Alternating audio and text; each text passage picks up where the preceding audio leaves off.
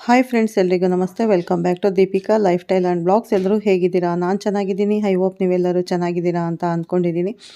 Please friends, ಈ ವಿಡಿಯೋನ ಫಸ್ಟಿಂದ ಕೊನೆವರೆಗೂ ಸ್ಕಿಪ್ ಮಾಡದೆ ನೋಡಿ. ನಿಮ್ಗೆ ಇಷ್ಟ ಆದರೆ ಲೈಕ್ ಮಾಡಿ, ಶೇರ್ ಮಾಡಿ. ಹಾಗೆ ಹೊಸದಾಗಿ ನೋಡ್ತಾ ಇರೋರು ಫಸ್ಟ್ ನನ್ನ ಚಾನಲ್ಗೆ ಸಬ್ಸ್ಕ್ರೈಬ್ ಮಾಡ್ಕೊಳ್ಳಿ. ಪಕ್ಕದಲ್ಲಿರೋ ಬೆಲ್ ಐಕನ್ ಕ್ಲಿಕ್ ಮಾಡಿ. ನಾನು ಹಾಕೋ ಪ್ರತಿಯೊಂದು ವಿಡಿಯೋ ನೋಟಿಫಿಕೇಷನ್ಗೆ ಬರುತ್ತೆ, ತಕ್ಷಣ ನೋಡ್ಬೋದು ಸ್ನೇಹಿತರೆ. ಇನ್ನೇನು ಶಿವರಾತ್ರಿ ಹತ್ರ ಬರ್ತಾ ಇದೆ, ಅಂದರೆ ಫೆಬ್ರವರಿ 15ನೇ ತಾರೀಕು ಮಹಾಶಿವರಾತ್ರಿ ಹಬ್ಬ ಬಂದಿದೆ ಸ್ನೇಹಿತರೆ. ಈ ಮಹಾಶಿವರಾತ್ರಿ ಹಬ್ಬವನ್ನು ನಾವು ಆಚರಿಸೋಣ, ಅಂದರೆ ಶಿವನನ್ನು ಬೇಡ್ಕೊಳ್ಳೋಣ, ನಮ್ಮ ಕಷ್ಟಗಳನ್ನು ಪರಿಹಾರ ಮಾಡು ತಂದೆ ಅಂತ. ಶಿವರಾತ್ರಿ ಹಬ್ಬದ ಈ ಕುಂಭರಾಶಿಯವರ ಭವಿಷ್ಯ ಹೇಗಿದೆ ಅನ್ನೋದನ್ನು ನೋಡೋಣ ಬನ್ನಿ. ಸಂಪೂರ್ಣ ಮಾಹಿತಿನ ಈ ವಿಡಿಯೋದಲ್ಲಿ ಶೇರ್ ಮಾಡ್ತಾ ಇದ್ದೀನಿ ಸ್ನೇಹಿತರೆ. ಈ ವಿಡಿಯೋನ ಎಲ್ಲೋ ಸ್ಕಿಪ್ ಮಾಡದೆ ನೋಡಿ ಅಂತ ಕೇಳ್ಕೊತೀನಿ. 2026 ಮಹಾಶಿವರಾತ್ರಿ ಇದು ಕೇವಲ ಒಂದು ಹಬ್ಬವಲ್ಲ ಸ್ನೇಹಿತರೆ. ಕುಂಭರಾಶಿಯವರ ಪಾಲಿಗೆ ಅದೃಷ್ಟದ ಬಾಗಿಲು ತೆರೆಯುವ ಸುಸಮಯ. ಕಳೆದ ಕೆಲವು ವರ್ಷಗಳಿಂದ ನೀವು ಅನುಭವಿಸುತ್ತಿರುವ ಮಾನಸಿಕ ಕಿರಿಕಿರಿ, ಆರ್ಥಿಕ ಮುಗ್ಗಟ್ಟು ಮತ್ತು ಅಡೆತಡೆಗಳಿಗೆ ಈ ಮಹಾಶಿವರಾತ್ರಿಯ ನಂತರ ಮುಕ್ತಿ ಸಿಗಲಿದೆಯೇ? 7 ಶನಿಯ ಕೊನೆಯ ಹಂತದಲ್ಲಿರುವ ನಿಮಗೆ ಈ ಪರಮಶಿವನ ಕೃಪೆ ಹೇಗಿರಲಿದೆ? ನಿಮ್ಮ ಜೀವನದ ದೊಡ್ಡ ಟರ್ನಿಂಗ್ ಪಾಯಿಂಟ್ ಯಾವುದು? ಇವೆಲ್ಲವನ್ನು ತಿಳಿಯಲು ಈ ವಿಡಿಯೋವನ್ನು ಕೊನೆವರೆಗೂ ನೋಡಿ.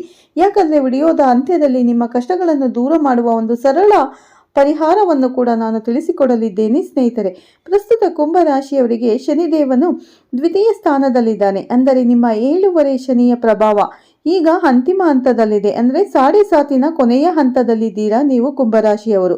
ಇದರ ಜೊತೆಗೆ ಗುರುಗ್ರಹವು ನಿಮಗೆ ರಕ್ಷಾ ಕವಚವಾಗಿ ನಿಲ್ಲಲಿದ್ದಾನೆ. ಈ 2 ಪ್ರಬಲ ಗ್ರಹಗಳ ಸಂಚಾರದಿಂದಾಗಿ ಶಿವರಾತ್ರಿ ನಂತರ ನಿಮ್ಮ ಬದುಕಿನಲ್ಲಿ ಹೊಸ ಭರವಸೆ ಬೆಳಕು ಕಾಣಿಸಿಕೊಳ್ಳಲಿದೆ.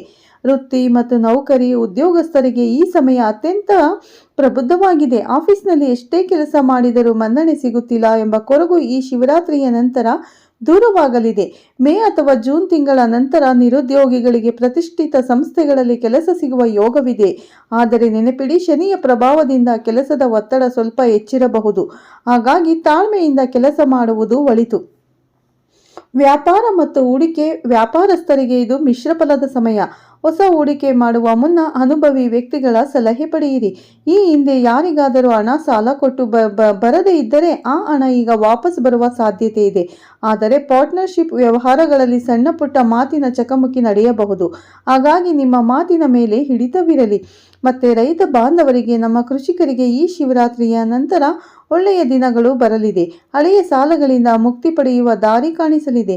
ಭೂಮಿ ಖರೀದಿ ಅಥವಾ ಮಾರಾಟದ ವಿಚಾರದಲ್ಲಿ ನೀವು ನಿರೀಕ್ಷಿತ ಲಾಭ ಸಿಗಲಿದೆ. ಪಶು ಸಂಗೋಪನೆ ಮಾಡುತ್ತಿರುವವರಿಗೂ ಇದು ಉತ್ತಮ ಆದಾಯದ ಸಮಯ. ಆರೋಗ್ಯ ಮತ್ತು ಕುಟುಂಬ ಆರೋಗ್ಯದ ಬಗ್ಗೆ ಸ್ವಲ್ಪ ಎಚ್ಚರವಿರಲಿ.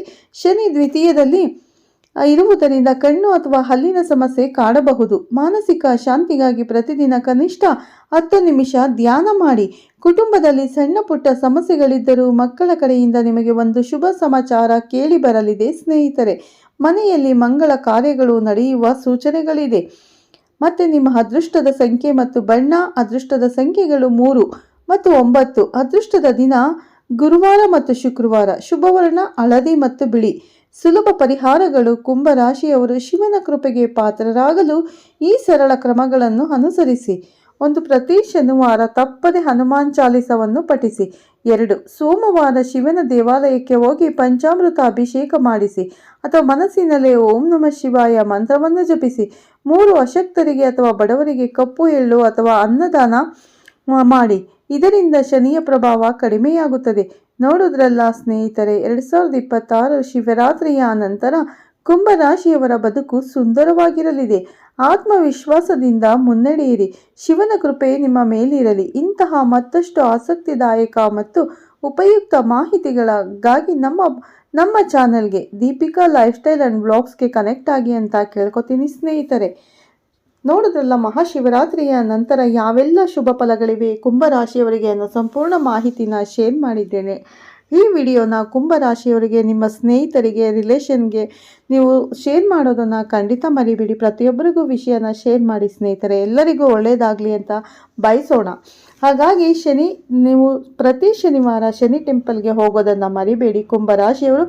ಯಾಕಂದರೆ ನಿಮಗೆ ಇವಾಗ ಸಾಡೆ ಸಾತಿನ ಕೊನೆ ಹಂತದಲ್ಲಿದ್ದೀರಾ. ಶನಿ ಸಾಡೆ ಸಾತಿನ ಕೊನೆ ಹಂತದಲ್ಲಿರುವಾಗ ಸ್ವಲ್ಪ ದಾನ ಧರ್ಮಾದಿ ಕೆಲಸಗಳನ್ನು ಜಾಸ್ತಿಯಾಗಿ ಮಾಡಬೇಕು. ಯಾಕಂದರೆ ಶನಿ ಹೋಗ್ಬೇಕಾದ್ರೆ ಒಳ್ಳೆಯದನ್ನೇ ಮಾಡಿಬಿಟ್ಟು ಹೋಗ್ತಾರೆ, ಕಷ್ಟಗಳನ್ನು ಕೊಡೋದಿಲ್ಲ. ಹಾಗಾಗಿ ನೀವು ಒಳ್ಳೆಯ ದಾರಿಯಲ್ಲಿ ನಡೆದಿದ್ದೇ ಆದರೆ ನೀವು ಬೇರೆಯವರಿಗೆ ಸಹಾಯ ಮಾಡೋದ್ರಿಂದ ಶನಿ ತೃಪ್ತನಾಗ್ತಾನೆ.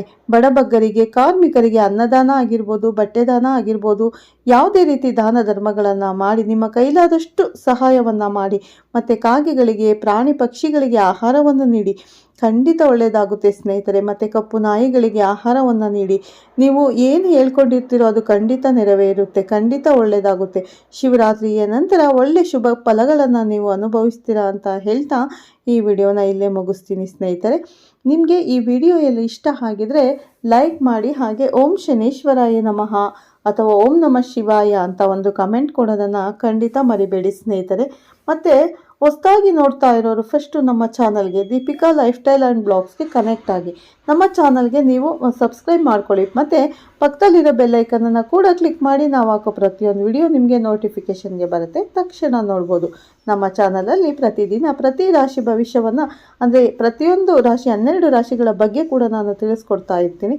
ಓಕೆನಾ ಸ್ನೇಹಿತರೆ? ಮತ್ತು ನೀವು ಹೊಸದಾಗಿ ನೋಡೋರು ನಿಮ್ಮ ಯಾವ ರಾಶಿ ಹೆಸರು ಅಂತ ಮೆನ್ಷನ್ ಮಾಡಿದ್ರೆ ಆ ರಾಶಿ ಬಗ್ಗೆ ಸಂಪೂರ್ಣ ಮಾಹಿತಿನ ನಾನು ತಿಳಿಸ್ಕೊಡ್ತೀನಿ.